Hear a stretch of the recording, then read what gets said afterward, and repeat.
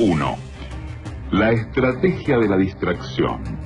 El elemento primordial del control social es la estrategia de la distracción, que consiste en desviar la atención del público de los problemas importantes y de los cambios decididos por las élites políticas y económicas mediante la técnica del diluvio o inundación de continuas distracciones y de informaciones insignificantes.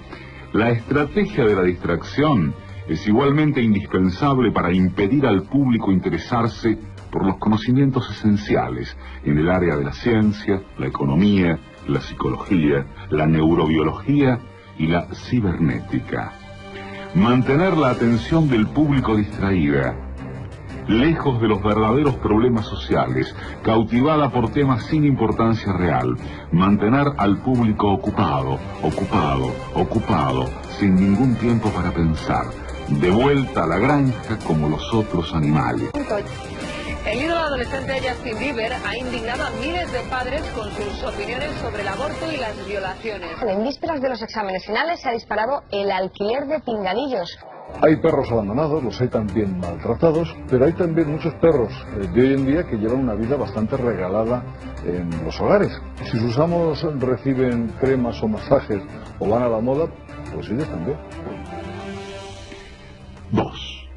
Crear problemas y después ofrecer soluciones. Este método también es llamado problema-reacción-solución. Es decir, se crea un problema, una situación prevista para causar cierta reacción en el público, a fin de que éste sea el mandante de las medidas que se desea hacer aceptar. Por ejemplo, dejar que se desenvuelva o se intensifique la violencia urbana, o organizar atentados sangrientos, a fin de que el público sea el demandante de leyes de seguridad y políticas en perjuicio de la libertad. O también crear una crisis económica para hacer aceptar como un mal necesario el retroceso de los derechos sociales y el desmantelamiento de los servicios públicos. Empezamos con 8 casos, posibles casos, no siquiera casos confirmados, ahora ya son 10, porque se han incorporado 2 en las últimas horas y probablemente cuando termine el programa o dentro de un ratito hay alguno más, a lo mejor. Casi seguro que cuando terminemos habrá 12. Las primeras dosis de la vacuna contra la gripe A ya están en España y la ministra de Sanidad, Trinidad Jiménez, prevé que comiencen a administrarse en la primera quincena de noviembre. 3. La estrategia de la gradualidad. Para hacer que se acepte una medida inaceptable, basta aplicarla gradualmente, a cuentagotas, por años consecutivos.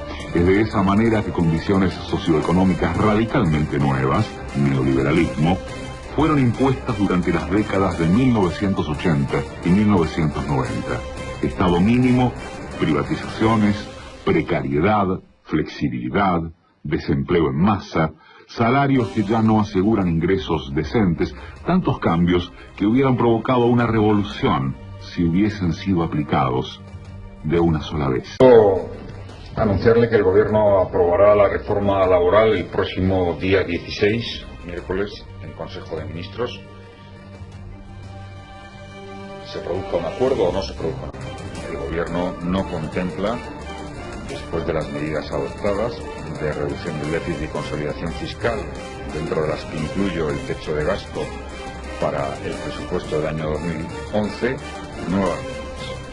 En los últimos 4 años ha habido 3 millones de despidos en España y por eso es necesario una reforma laboral en nuestro país. El camino está trazado y cabe confiar en que el gobierno que salga de las urnas a finales de año, sea del signo que sea, continúe transitándolo en esa dirección. 4. La estrategia de diferir. Otra manera de hacer aceptar una decisión impopular es la de presentarla como dolorosa y necesaria, obteniendo la aceptación pública en el momento para una aplicación futura. Es más fácil aceptar un sacrificio futuro que un sacrificio inmediato. Primero, porque el esfuerzo no es empleado inmediatamente. Luego, porque el público, la masa, tiene siempre la tendencia a esperar ingenuamente que todo irá a mejorar mañana y que el sacrificio exigido podrá ser evitado. Esto da más tiempo al público para acostumbrarse a la idea del cambio y de aceptarla con resignación cuando llegue el momento. La reforma laboral es una reforma necesaria. La única manera de poner a salvo los elementos básicos del servicio público de la educación. Y por eso es necesario una reforma laboral en nuestro país. Bien, la reforma laboral pues era necesaria y ha sido un paso en la buena dirección. 5. Dirigirse al público como criaturas de poca edad. La mayoría de la publicidad dirigida al gran público utiliza discurso, argumentos, personajes y entonación particularmente infantiles, muchas veces próximos a la debilidad, como si el espectador fuese una criatura de poca edad o un deficiente mental. Cuanto más se intente buscar engañar al espectador, más se tiende a adoptar un tono infantilizante. ¿Por qué? Si uno se dirige a una persona como si ella tuviese la edad de 12 años o menos, entonces, en razón de la sugestionabilidad, ella, la persona, tenderá con cierta probabilidad a una respuesta o reacción también desprovista de un sentido crítico, como la de una persona de 12 años o menos de edad. Yo lo pruebo y me reaccioné. ¡Wow! Y la reacción de la gente es... ¡Wow! Sentirse hinchada es normal, ¿no? No, sentirse así no es normal. Lo normal es sentirse bien. 6. Utilizar el aspecto emocional mucho más que la reflexión. Hacer uso del aspecto emocional es una técnica clásica para causar un cortocircuito en el análisis racional y finalmente al sentido crítico de los individuos. Por otra parte, la utilización del registro emocional permite abrir la puerta de acceso al inconsciente para implantar o injertar ideas, deseos, miedos y temores, compulsiones o inducir comportamientos. Carmen, ¿tú tienes hijos? Sí, además tengo una nena de tu edad. Pues qué bien, así cuando seamos mayores ella podrá ser la cuidadora de mis hijos.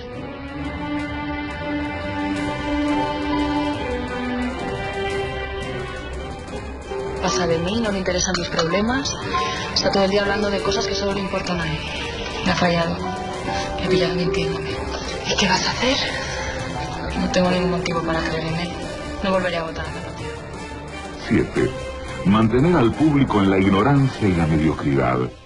Hacer que el público sea incapaz de comprender las tecnologías y los métodos utilizados para su control y su esclavitud. La calidad de la educación dada a las clases sociales inferiores debe ser la más pobre y mediocre posible, de forma que la distancia de la ignorancia que planea entre las clases inferiores y las clases sociales superiores sea y permanezca imposible de alcanzar para las clases inferiores. La educación, otro de los pilares del estado de bienestar, tampoco escapa a los recortes presupuestarios. Ello se traduce en un aumento del número de alumnos por clase de un 20% y un incremento de las tasas universitarias de un 50%. Porque la definición exacta del neolítico no me la sé. ¿Aproximada? Bueno, cállate, mira. La mama, edad media. Sí. La edad media es hasta que los seres humanos hacen la escritura. ¿O no? ¿Ahora qué? Total, les voy a seguir explicando. En la Edad Media hay como tres partes. Que hay antes paleolítico, neolítico. ¿En la Edad Media? O en la más moderna. A ver, la del 5. 5 por 1, 5, 5 por 2, 10, 5 por 3, 15, 5 por 4, 20, 5 por 5, 25, 5 por 6, 30, 5 por 7, 35, 5 por 8, 40, 5 por 9, 45, 5 por 10, 50. 8. Estimular al público a ser complaciente con la mediocridad. Promover al público a creer que es moda el hecho de ser estúpido, vulgar e inculto. Pues 9 por 8, espérate. 9 por 8. A ver, si 9 por 9 es 81 y le quito 9, 79. ¿Eh? ¿De qué me conoces, pedazo puta? ¿Dónde está la cámara? Pedazo puta, da la cara. ¿Dónde está?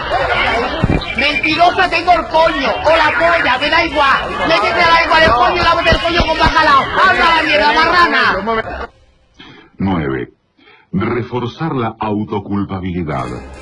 Hacer creer al individuo que es solamente él el culpable por su propia desgracia, por causa de la insuficiencia de su inteligencia, de sus capacidades o de sus esfuerzos. Así, en lugar de rebelarse contra el sistema económico, el individuo se autodesvalida y se culpa, lo cual genera un estado depresivo, uno de cuyos efectos es la inhibición de su acción.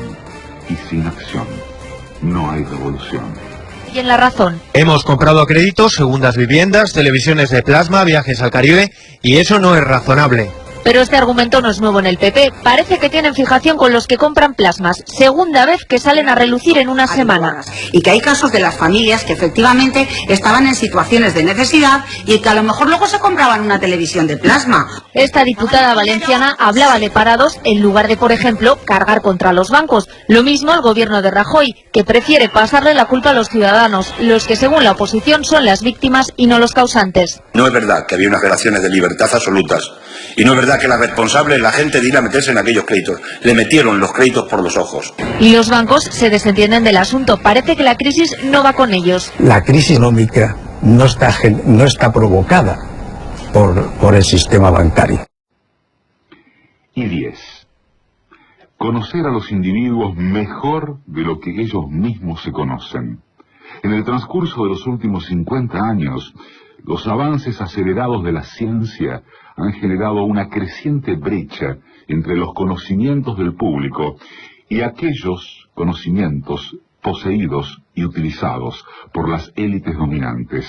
Gracias a la biología, la neurobiología y la psicología aplicada, el sistema ha disfrutado de un conocimiento avanzado del ser humano, tanto de forma física como psicológicamente. El sistema ha conseguido conocer mejor al individuo común de lo que él se conoce a sí mismo. Esto significa que, en la mayoría de los casos, el sistema ejerce un control mayor y un gran poder sobre los individuos, mayor que el de los individuos sobre sí mismos.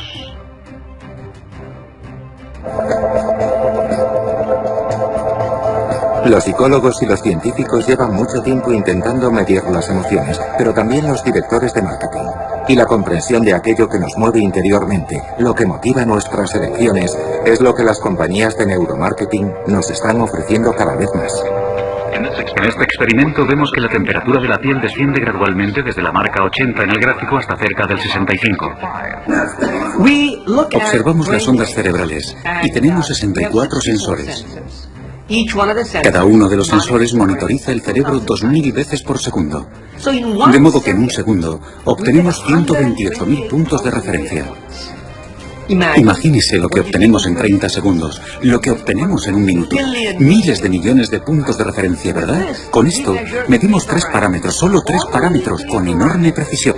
Medimos sus ondas cerebrales en respuesta a un anuncio de 60 segundos. De ahí hemos tomado 3 componentes, que son atención, emoción y memoria. Y a partir de ahí podemos deducir una puntuación total de efectividad, que adjudicamos al anuncio que acabamos de ver. Como puede ver en el gráfico detrás de mí, cada uno tiene su propia puntuación individual, pero si combinamos los 3 obtenemos una puntuación de efectividad. La puntuación total es muy buena. Entre los 3 componentes tenemos atención, que es muy alta. La atención es el más fácil de capturar, por eso es siempre alta. Pero el perfil emocional sube y baja constantemente, y eso es lo que nos interesa. Si una persona muestra una emoción muy alta, puede producirse agotamiento, se cansa del anuncio enseguida. Por tanto, que suba y baje es muy bueno. La memoria es el componente más difícil de capturar. Si lo consigue, se trata de un buen anuncio, porque la memoria se mantiene muy alta desde el principio.